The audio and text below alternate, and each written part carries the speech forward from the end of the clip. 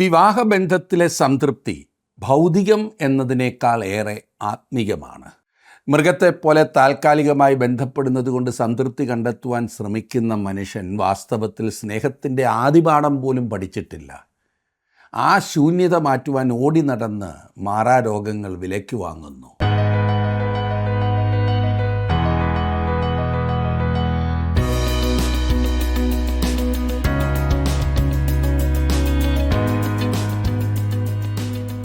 ജീവസന്ദേശത്തിൻ്റെ എല്ലാ കേൾവിക്കാരെയും ഈ പ്രോഗ്രാമിലേക്ക് ഞങ്ങൾ സ്വാഗതം ചെയ്യുന്നു. ദൈവം മനുഷ്യനെ എത്രത്തോളം സ്നേഹിക്കുന്നു എന്നതിൻ്റെ തെളിവാണ് കർത്താവായ യേശു ക്രിസ്തുവിൻ്റെ ക്രൂശ് മരണം. ദൈവം തൻ്റെ ഏകജാതനായ പുത്രനെ നാം അവനാൽ ജീവിക്കപ്പെടേണ്ടതിന് ലോകത്തിലേക്ക് അയച്ചു എന്നുള്ളതിനാൽ ദൈവത്തിന് നമ്മോടുള്ള സ്നേഹം പ്രത്യക്ഷമായി എന്നാകുന്നു അപ്പോസ്തലനായ യോഹന്നാൻ തൻ്റെ 1-ാം ലേഖനത്തിൽ എഴുതിയിരിക്കുന്നത്. പ്രിയമുള്ളവരെ, ദൈവം നമ്മെ ഇങ്ങനെ സ്നേഹിച്ചുവെങ്കിൽ നാമും ദൈവത്തിൻ്റെ സ്നേഹത്താൽ നിറയപ്പെടണം എന്ന് താൻ നമ്മെ ഓർമ്മിപ്പിക്കുന്നു. ഭാര്യാഭർത്തൃബന്ധത്തിലെ സ്നേഹത്തിൻ്റെ പ്രത്യേകത മറ്റാരുമായി അത് പങ്കുവയ്ക്കുവാൻ കഴിയുകയില്ല എന്നുള്ളതാകുന്നു. നിൻ്റെ ദൈവമായ കർത്താവിനെ നീ പൂർണ്ണ ഹൃദയത്തോടും പൂർണ്ണ ആത്മാവോടും പൂർണ്ണ മനസ്സോടും കൂടെ സ്നേഹിക്കണം എന്നാകുന്നു തിരുവെഴുത്ത് നമ്മോട് ആവശ്യപ്പെടുന്നത്. ഉത്തമഗീത പുസ്തകത്തിൻ്റെ പഠനം ദൈവസ്നേഹത്തിൻ്റെ പുതിയ തലങ്ങളിലേക്ക് നമ്മളെ നയിക്കുമെന്നുള്ളതിന് സംശയമില്ല. നമുക്ക് ശ്രദ്ധിക്കാം.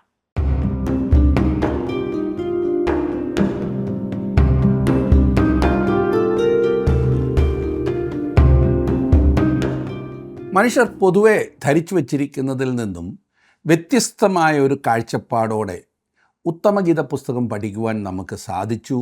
എന്നാൽ അത് നമ്മുടെ കുടുംബജീവിതത്തെയും ആത്മീയ ജീവിതത്തെയും ഒരുപോലെ പരിപോഷിപ്പിക്കുവാൻ ശക്തമാകുന്നു എന്ന് നാം ഇതിനോടകം ചിന്തിക്കുകയുണ്ടായി, ചില കാര്യങ്ങൾ കാണുകയുണ്ടായി. ഉത്തമഗീത പുസ്തകത്തിലെ 4 വ്യത്യസ്തവും പ്രധാനപ്പെട്ടതുമായ അർത്ഥങ്ങൾ നാം ചിന്തിക്കുകയുണ്ടായി. 1, ഭാര്യാഭർത്തൃബന്ധത്തിലെ സ്നേഹത്തിൻ്റെ മഹത്വം വെളിപ്പെടുത്തുന്നതാണ് ഈ പുസ്തകം. 2, ഇസ്രായേലിനോടുള്ള യഹോവയായ ദൈവത്തിൻ്റെ സ്നേഹത്തെ ചൂണ്ടിക്കാണിക്കുന്നതാണ് ഈ പുസ്തകം. 3, ക്രിസ്തുവും സഭയും തമ്മിലുള്ള ചിത്രം ഉത്തമഗീതത്തിൽ കാണുവാൻ കഴിയുന്നു. സഭ ക്രിസ്തുവിൻ്റെ കാന്തയാകുന്നു, മണവാട്ടിയാകുന്നു. 4, ഓരോ വ്യക്തിയോടുമുള്ള ക്രിസ്തുവിൻ്റെ സ്നേഹത്തെയും ആത്മാവിന് ക്രിസ്തുവുമായുള്ള സംസർഗത്തെയും ഇത് ചൂണ്ടിക്കാണിക്കുന്നു. ഇന്ന് മനുഷ്യർ വാസ്തവത്തിൽ തെറ്റിദ്ധരിക്കപ്പെട്ടിരിക്കുകയാണ്. ക്രിസ്ത്യ ജീവിതം എന്നാൽ കടയിൽ നിന്നും വാങ്ങിക്കൊണ്ടുവന്ന കളിപ്പാട്ടം ഒരുമിച്ച് ചേർക്കുവാൻ നൽകിയിരിക്കുന്ന നിർദ്ദേശങ്ങൾ വായിച്ചനുസരിക്കുന്നത് പോലെ ഏതാണ്ടൊക്കെ കുറേ അനുസരിക്കുന്നതാകുന്നു, അല്ലെങ്കിൽ ചെയ്യാതിരിക്കുന്നതാകുന്നു എന്നത്ര പലരുടെയും അഭിപ്രായം. എ എന്നെഴുതിയിരിക്കുന്ന കഷ്ണം എടുത്ത് ബി എന്ന് പറയുന്ന കഷ്ണത്തോട് യോജിപ്പിച്ച് സി അതിൻ്റെ മുകളിൽ വയ്ക്കുമ്പോൾ അപ്പോൾ നിങ്ങൾ ആഗ്രഹിക്കുന്നത് കിട്ടുമെന്ന് പറയാറില്ലേ? ക്രിസ്ത്യ ജീവിതം അങ്ങനെയാണെന്ന് ചിന്തിക്കുന്ന അനേകരുണ്ട്. അല്പം മനഃശാസ്ത്രവും പിന്നെ കുറേ സാമാന്യ ബുദ്ധിയും പറഞ്ഞ് ഫലിപ്പിക്കുവാനുള്ള കഴിവും അല്പം ചില വാക്യങ്ങൾ ബൈബിളിൽ നിന്ന് അവിടെയും ഇവിടെ നിന്നും ഒക്കെ എടുത്ത് ഉപയോഗിച്ചാൽ അത് മതി വിജയകരമായൊരു ക്രിസ്ത്യ ജീവിതത്തിൻ്റെ കുറിപ്പടി എന്ന് പലരും ചിന്തിക്കുന്നു. എത്ര ബാലിശമായൊരു ചിന്ത! കർത്താവായ യേശു ക്രിസ്തുവിനെ ജീവിതത്തിൽ മറ്റെന്തിലും അധികം സ്നേഹിക്കാത്തവന് ഒരു ക്രിസ്ത്യാനി ആയിരിക്കുവാൻ കഴിയില്ല സുഹൃത്തെ. ഊണിലും ഉറക്കത്തിലും ക്രിസ്തുവിനെ പ്രസാദിപ്പിക്കുന്ന, അതേ ക്രിസ്തുവിനെ പ്രസാദിപ്പിക്കുന്ന, അവനെ മാത്രം പ്രസാദിപ്പിക്കുന്ന മനോഭാവം, അതാണ് ദൈവം നമ്മിൽ നിന്നും ആഗ്രഹിക്കുന്നത്. എന്നെ ശ്രദ്ധിക്കുന്ന പ്രിയ സുഹൃത്തെ, നമുക്ക് ആവശ്യമായിരിക്കുന്നത് കർത്താവായ യേശു ക്രിസ്തുവുമായി ആളത്വപരമായ ബന്ധമാണ്. അവനോട് അത്യധികമായ ഈ സ്നേഹം നമുക്കുണ്ടായിരിക്കണം. ഇന്ന് കണ്ടുവരുന്നത് പോലെയുള്ള ശീതോഷ്ണസ്ഥിതി, ചൂടുണ്ടോ അതുമില്ല, തണുപ്പുണ്ടോ അതുമില്ല, ആ സ്ഥിതി അതാകരുത്. മന്ദീഭവിച്ച ആ അവസ്ഥ അത് കർത്താവിന് തൃപ്തികരമല്ല. നമ്മുടെ ഈ ലോകത്തിലെ ബന്ധങ്ങളിൽ പോലും നാം അങ്ങനെയുള്ളൊരു ബന്ധം ആസ്വദിക്കാറില്ലല്ലോ. ചൂടുമില്ല തണുപ്പുമില്ലാത്ത വിധത്തിൽ ഒരാളെ കാണുമ്പോൾ എന്നാ ഉണ്ട്, എപ്പോൾ വന്നു, ഇത്രമാത്രം ചോദിക്കുന്ന ഒരു ബന്ധമാണോ നാം ഏറ്റവും അധികം സ്നേഹം ആഗ്രഹിക്കുകയും സ്നേഹിക്കുവാൻ ആഗ്രഹിക്കുകയും ചെയ്യുന്ന വ്യക്തികളിൽ നിന്നും നാം പ്രതീക്ഷിക്കുന്നത്? സമർപ്പിക്കപ്പെട്ട ക്രിസ്തുവിശ്വാസികൾ പോലും ഇന്ന് വളരെ തണുത്ത മന്ദീഭവിച്ച അവസ്ഥയിലാണ് ഇരിക്കുന്നത്.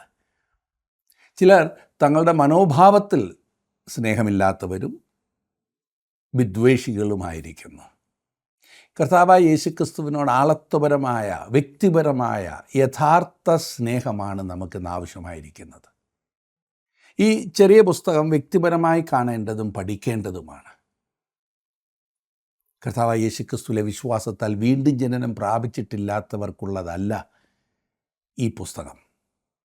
കർത്താവായ യേശുക്രിസ്തുവിനോട് വ്യക്തിപരമായ സ്നേഹബന്ധം ഉള്ളവർക്കുള്ള പുസ്തകമത്രേ ഉത്തമഗീത പുസ്തകം.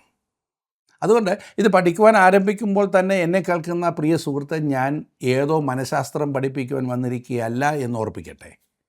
അതുപോലെ ഇന്ന് ലഭിക്കുന്നതായ അശ്ലീല പുസ്തകങ്ങളിൽ പറയുന്നത് പോലെയുള്ള ചില കഥകൾ പറഞ്ഞ് പഠിപ്പിക്കുവാൻ വന്നിരിക്കുകയല്ല. ദൈവവും മനുഷ്യനും തമ്മിലുള്ള ബന്ധം, കുടുംബജീവിതത്തിൽ ഭാര്യയും ഭർത്താവും തമ്മിലുള്ള ബന്ധം, കർത്താവായ യേശുക്രിസ്തുവും നാം ഓരോരുത്തരും തമ്മിലുള്ള ബന്ധം, അതിൻ്റെ ആഴത്തെ മനസ്സിലാക്കുവാൻ സഹായിക്കുന്ന ദൈവവചനം. ഈ പുസ്തകത്തിലെ കഥാസാരം നമുക്കൊന്ന് നോക്കാം. ഒരു കഥാപാത്രം സംസാരിക്കുകയും മറ്റൊരാൾ പ്രത്യുത്തരം പറയുകയും ചെയ്യുന്ന രീതിയാണ് ഈ പുസ്തകത്തിൽ നാം കാണുന്നത്. ഇതിൽ അനേകം കഥാപാത്രങ്ങളുണ്ട്. യുവതിയായ കാന്ത, അവൾ ശൂലേംകാരിയാണ്. യെരുശലേം പുത്രിമാർ, പിന്നെ കാന്തൻ, ശൂലേംകാരത്തിയുടെ കുടുംബം, കുടുംബത്തിൽ തന്നെ പിതാവ് മരിച്ചുപോയി കാണും, പിന്നെ മാതാവ്, പിന്നെ 2 സഹോദരിമാർ, 2 അതിലധികമോ പുത്രന്മാർ. ഇത്രയും പേരാണ് കുടുംബത്തിലുള്ളത്. ഉത്തമഗീതത്തിൻ്റെ വ്യാഖ്യാനങ്ങളിൽ ഏറെ പ്രചാരത്തിലുള്ള ഒന്നത്രേ ഈ 19-ാം നൂറ്റാണ്ടിലെ ജർമ്മൻ യുക്തിവാദ സ്കൂളുകളിൽ നിന്നും പ്രചരിച്ച ചിന്തകൾ. ഇത് നാം ഓർത്തിരിക്കണം. സഭയിൽ ലിബറൽ ദൈവശാസ്ത്രം ആദ്യം നുഴഞ്ഞു കയറിയത് ഈ ചിന്താഗതിക്കാരിൽ നിന്നുമാകുന്നു. വിശാല ചിന്താഗതിക്കാർ എന്ന് സ്വയം വിശേഷിപ്പിക്കുന്ന ഈ കൂട്ടർ സങ്കുചിത ചിന്താഗതിക്കാരും അവിശ്വാസികളുമാകുന്നു. ഇവരുടെ വ്യാഖ്യാനപ്രകാരം ശലോമോൻ ശൂലേംകാരത്തി പെൺകുട്ടിയെ തട്ടിക്കൊണ്ടുപോയെന്നും ആദ്യം അവനിൽ താല്പര്യമില്ലാതിരുന്ന അവൾ പിന്നീട് അവനുമായി സ്നേഹത്തിലായി എന്നും പഠിപ്പിച്ചു. അങ്ങനെ വ്യാഖ്യാനിക്കുന്നത് ഈ പുസ്തകത്തിൻ്റെ തന്നെ മാറ്റ് മുഴുവൻ ഇല്ലാതാക്കുന്നതാണ്. പ്രഗത്ഭരായ അനേകം ഉണർവ് പ്രസംഗകരും മൂടിയെപ്പോലെയുള്ള പ്രസംഗകർ, വേദപണ്ഡിതന്മാർ തങ്ങളുടെ ശുശ്രൂഷയിൽ ഉയർത്തിപ്പിടിച്ചിട്ടുള്ള ഈ പുസ്തകം ക്രിസ്തുവും സഭയും തമ്മിലുള്ള ബന്ധത്തിൻ്റെ പവിത്രത കാണിക്കുന്നത്. അതുകൊണ്ട് ഒരു തട്ടിക്കൊണ്ടുപോകൽ നാടകം പണ്ടേ തള്ളിക്കളഞ്ഞ വ്യാഖ്യാനമാകുന്നു. ഈ നാടകത്തിൻ്റെ അവതരണ പശ്ചാത്തലം യെരുശലേമിലെ കൊട്ടാരമാണ്. ചില രംഗങ്ങൾ കഴിഞ്ഞ കാലത്തെ സൂചിപ്പിക്കുന്നവയാണ്. നാം ഇംഗ്ലീഷിൽ പറയുമല്ലോ ഫ്ലാഷ് ബാക്ക് എന്ന്, പഴയ കാര്യങ്ങൾ ഓർക്കുകയും അത് പറയുകയും ചെയ്യുന്നതായിട്ടുള്ള രംഗങ്ങളുണ്ട് ഇതിനകത്ത്. ഈ സംസാരങ്ങൾ വാസ്തവത്തിൽ പാടേണ്ടവയാണ്, കവിതയാണല്ലോ. ശൂലേംകാരത്തി പെൺകുട്ടി പറയുന്നു, എനിക്ക് ഇരുൾ നിറം പറ്റിയിരിക്കിയാലും ഞാൻ വെയിൽ കൊണ്ട് കറുത്തിരിക്കിയാലും എന്നെ തുറിച്ചു നോക്കരുത്. എൻ്റെ അമ്മയുടെ പുത്രന്മാർ എന്നോട് കോപിച്ച് എന്നെ മുന്തിരിത്തോട്ടങ്ങൾക്ക് കാവലാക്കിയെന്ന്. എൻ്റെ സ്വന്തം മുന്തിരിത്തോട്ടം ഞാൻ കാത്തിട്ടില്ലതാനും. 1-ാം അധ്യായത്തിൻ്റെ 6-ാം വാക്യമാണ് ഞാൻ വായിച്ചത്. ഈ പാവപ്പെട്ട ശൂലേം കുടുംബത്തിലെ മൂത്ത പെൺകുട്ടി മുന്തിരിത്തോട്ടം കാക്കുവാൻ നിർബന്ധിതയായിത്തീർന്നു. മുന്തിരിത്തോട്ടത്തിൽ പകലത്തെ സൂര്യൻ്റെ ചൂടേറ്റ് അവൾ കറുത്ത് ഇരുണ്ടവളായിത്തീർന്നു. കുന്നിൻ പ്രദേശമായ എഫ്രീൻ മലനാട്ടിലാണ് ഈ കുടുംബം ജീവിച്ചിരുന്നത് എന്ന് കരുതാം. അവർ കൃഷിക്കാരായിരുന്നു. 8-ാം അധ്യായത്തിൻ്റെ 11-ാം വാക്യത്തിൽ നാം ഇപ്രകാരം വായിക്കുന്നു, ശലോമോന് ബെൽഹാമോനിൽ ഒരു മുന്തിരിത്തോട്ടമുണ്ടായിരുന്നു. ആ മുന്തിരിത്തോട്ടം അവൻ കാവൽക്കാരെ ഏൽപ്പിച്ചു. അവൻ്റെ പാട്ടമായിട്ട് ഓരോരുത്തൻ 1000 പണം വീതം കൊണ്ടുവരേണ്ടിയിരുന്നു. അവിടെയാണ് 1-ാമത്തെ രംഗം നടക്കുന്നത്. പെൺകുട്ടി ചൂടേറ്റ് കരിവാളിച്ചിരുന്നു. താൻ നിന്ദിതയായി അവൾക്ക് തന്നെ തോന്നി. അക്കാലത്ത് വെയിൽ കൊണ്ട് കറുത്തിരിക്കുക എന്നാൽ കഠിനാധ്വാനം ചെയ്യുന്ന വ്യക്തി എന്നായിരുന്നു അർത്ഥമാക്കിയിരുന്നത്.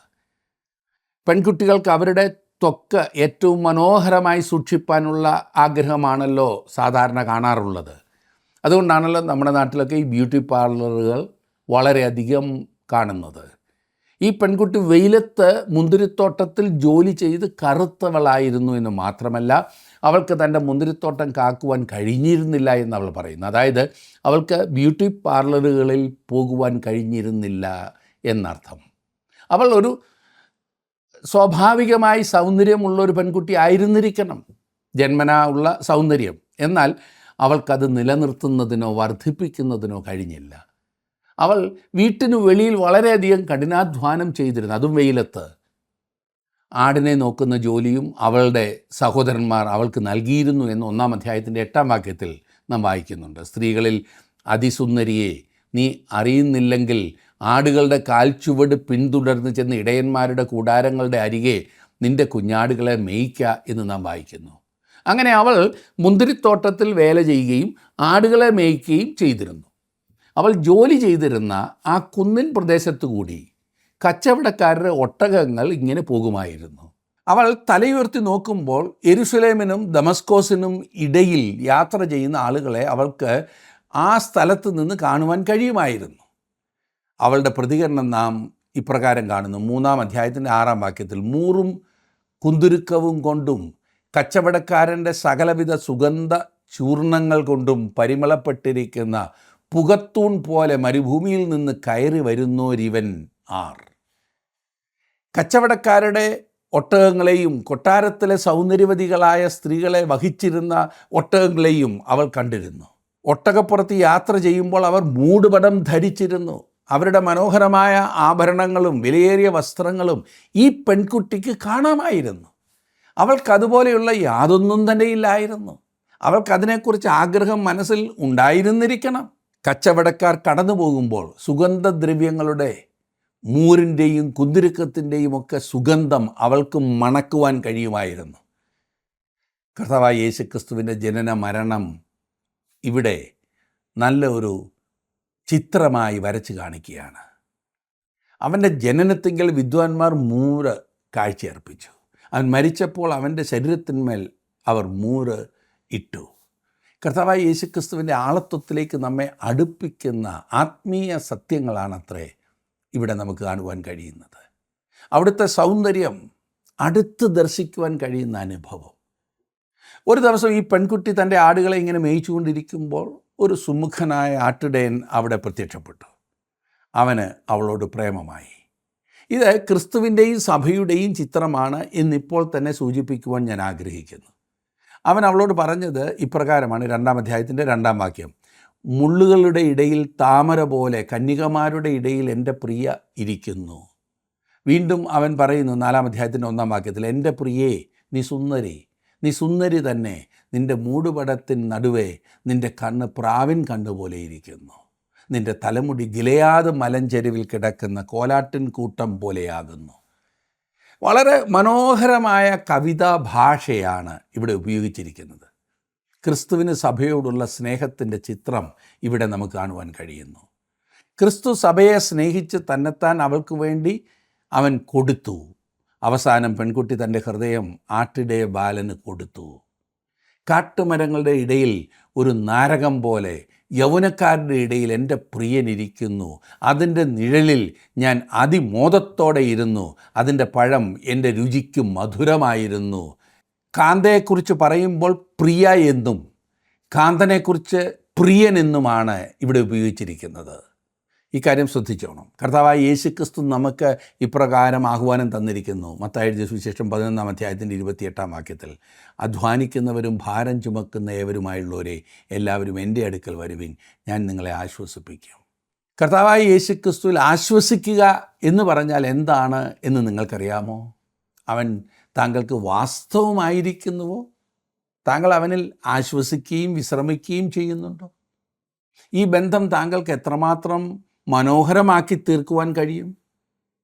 ഒരു മതത്തെയോ സംഘടനയെക്കുറിച്ചല്ല ഞാൻ പറയുന്നത്. കർത്താവായ യേശുക്രിസ്തുവുമായുള്ള വ്യക്തിപരമായ സ്നേഹബന്ധത്തെക്കുറിച്ചാണ് ഞാൻ പറയുന്നത്.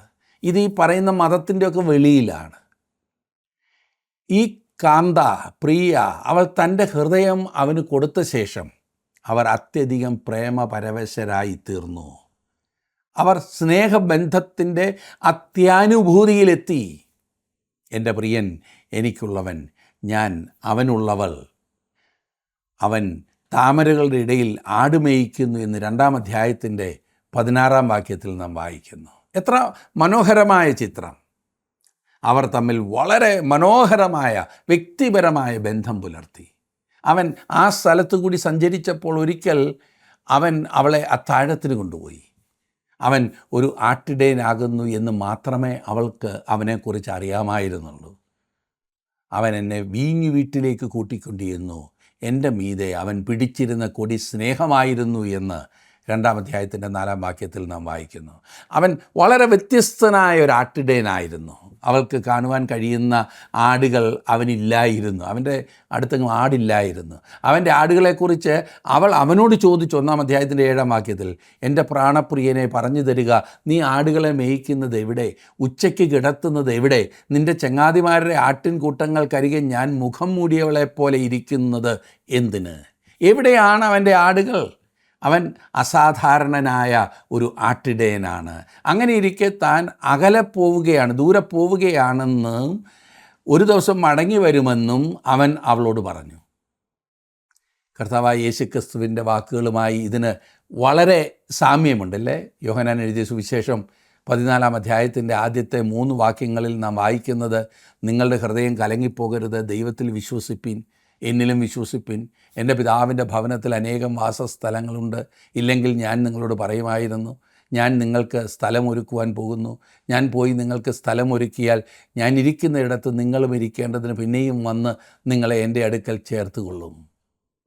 ദിവസങ്ങളിങ്ങനെ കഴിഞ്ഞുപോയി. അവൾ അവനു വേണ്ടി കാത്തിരുന്നു. അവസാനം അവരുടെ കുടുംബാംഗങ്ങളും സ്നേഹിതരും അവളെ കളിയാക്കുവാൻ തുടങ്ങി. അവർ ഇങ്ങനെ പറഞ്ഞു, നീ വെറും ബുദ്ധികെട്ട ഒരു ഗ്രാമീണ പെൺകുട്ടിയാണ്. എന്തിനവനായി കാത്തിരിക്കണം? അവൻ ചതിച്ചിട്ട് പോയില്ലേ? വാക്കുകളൊക്കെ പാഴായില്ലേ? വാഗ്ദാനങ്ങളൊക്കെ പോയില്ലേ? നമ്മുടെ നാളുകളിലും ഇതുതന്നെ സംഭവിക്കുമെന്നത്രേ പത്രോസ് അപ്പോസ്തലൻ പറഞ്ഞിരിക്കുന്നത്. പത്രോസിൻ്റെ 2-ാം ലേഖനം 3-ാം അധ്യായത്തിൻ്റെ 3-ഉം 4-ഉം വാക്യങ്ങളിൽ നാം വായിക്കുന്നു, അവൻ്റെ പ്രത്യക്ഷതയുടെ വാഗ്ദത്തം എവിടെ? പിതാക്കന്മാർ നിദ്ര കൊണ്ട ശേഷം സകലവും സൃഷ്ടിയുടെ ആരംഭത്തിൽ ഇരുന്നതുപോലെ തന്നെ ഇരിക്കുന്നു എന്ന് പറഞ്ഞ് സ്വന്തം മോഹങ്ങളെ അനുസരിച്ച് നടക്കുന്ന പരിഹാസികൾ പരിഹാസത്തോടെ അന്ത്യകാലത്ത് വരുമെന്ന് വിശേഷാൽ അറിഞ്ഞുകൊള്ളുവീനെന്ന്. എങ്കിലും അവൾ അവനെ സ്നേഹിച്ചു.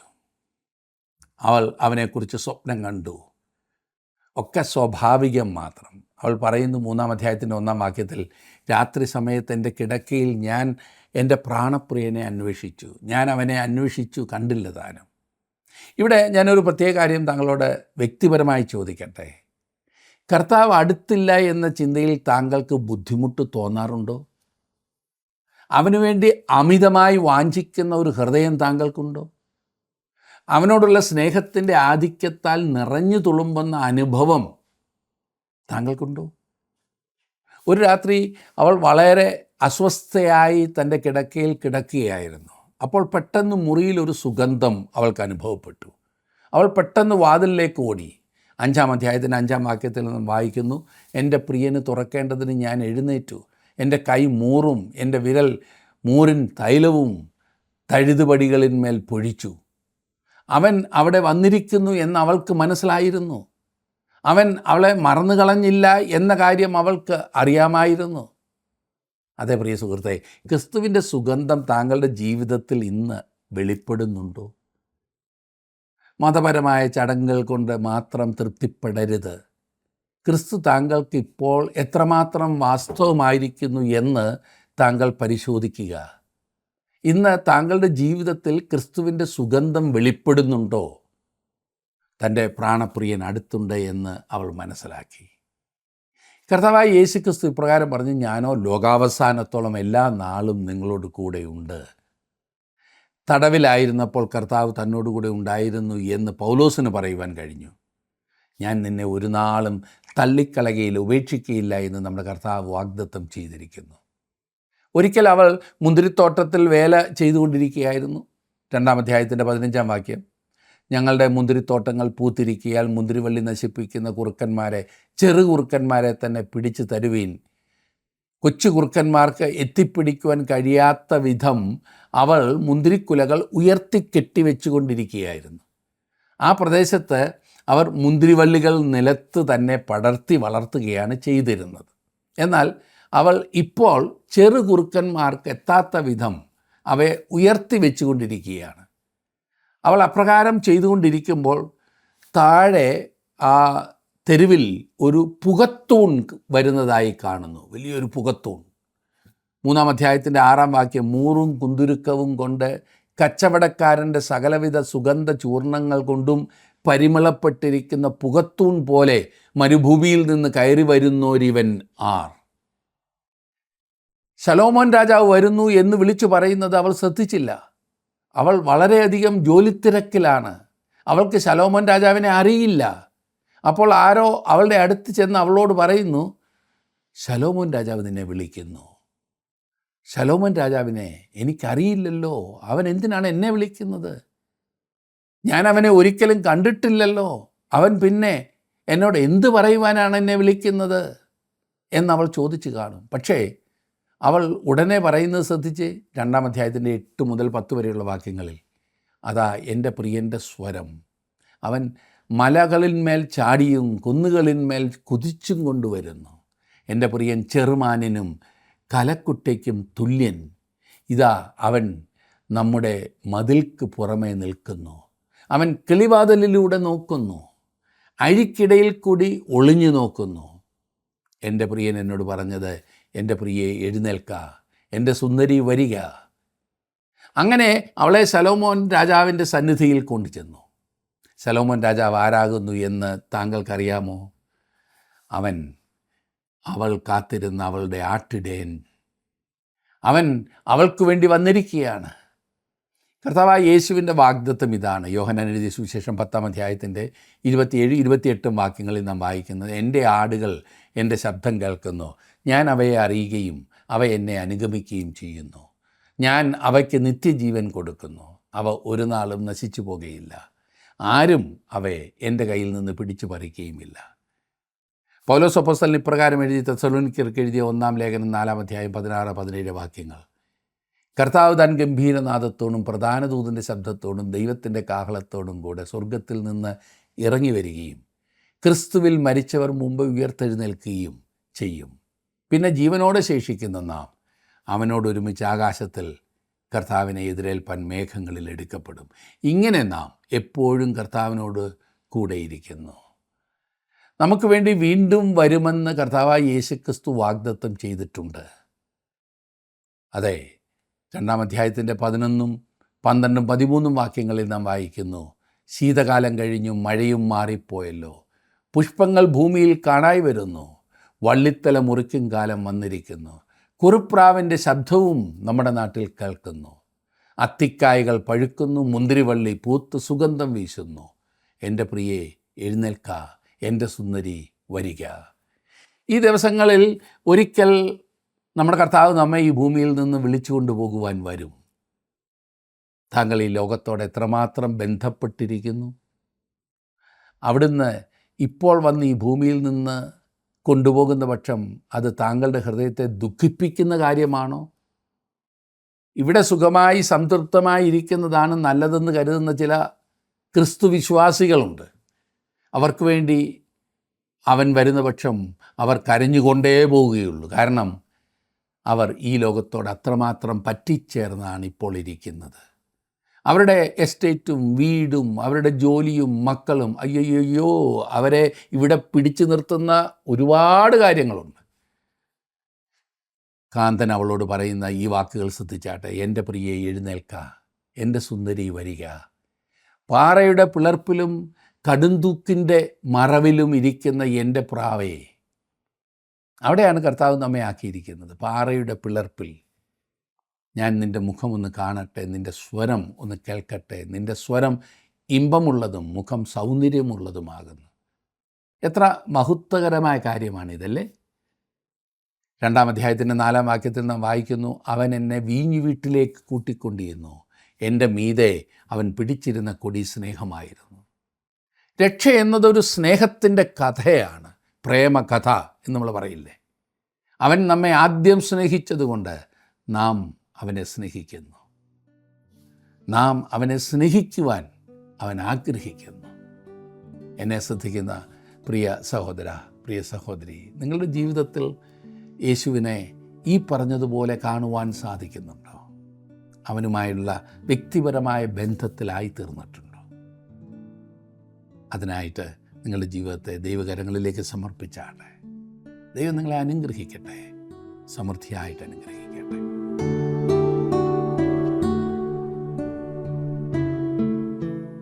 ദൈവത്തോടുള്ള ഏകാഗ്രതയും നിർമ്മലതയും വിട്ട് മറ്റെന്തിലേക്ക് തിരിഞ്ഞാലും അതിനെ വ്യഭിചാരത്തിന് തുല്യമായിട്ടാകുന്നു ദൈവം കണക്കിടുന്നത്. ദൈവത്തിന് നമ്മോടുള്ള സ്നേഹത്തിൻ്റെ തീവ്രത മനസ്സിലാക്കിയ ഒരു വ്യക്തിക്ക് മാത്രമേ ദൈവത്തിൻ്റെ ഈ തീഷ്ണതയുടെ കാരണം മനസ്സിലാകുകയുള്ളൂ. സ്നേഹത്തിൻ്റെ അളവുകോലായി ക്രിസ്തു തൻ്റെ ശിഷ്യന്മാർക്ക് നൽകിയത് തൻ്റെ സ്നേഹമാണ്. യേശുക്രിസ്തു പറഞ്ഞു, ഞാൻ നിങ്ങളെ സ്നേഹിച്ചതുപോലെ നിങ്ങളും തമ്മിൽ തമ്മിൽ സ്നേഹിക്കണം. ഭർത്താക്കന്മാർക്കുള്ള വിശുദ്ധ പൗലോസിൻ്റെ ഉപദേശത്തിലും ക്രിസ്തു സഭയെ സ്നേഹിച്ചതുപോലെ നിങ്ങളുടെ ഭാര്യമാരെ സ്നേഹിപ്പീൻ എന്നാകുന്നു രേഖപ്പെടുത്തിയിരിക്കുന്നത്. ദൈവസ്നേഹത്തിൻ്റെ ആഴങ്ങൾ തിരിച്ചറിഞ്ഞ് ദൈവത്തെ സേവിക്കുവാൻ, സ്നേഹിക്കുവാൻ ദൈവം നമ്മെ സഹായിക്കട്ടെ.